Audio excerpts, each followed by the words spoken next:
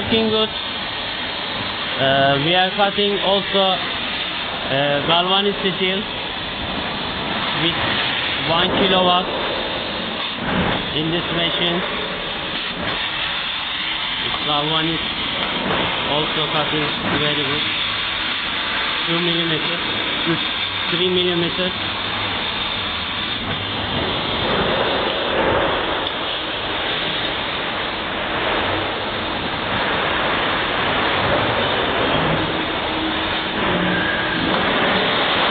Tamam halledin. Hadi yürü.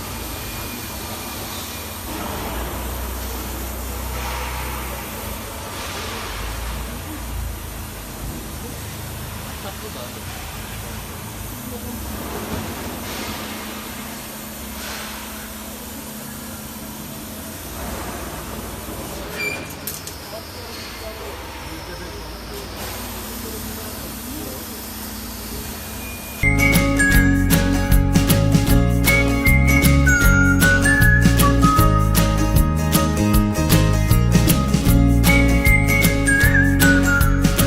Rongwin, mastering metal shaping futures.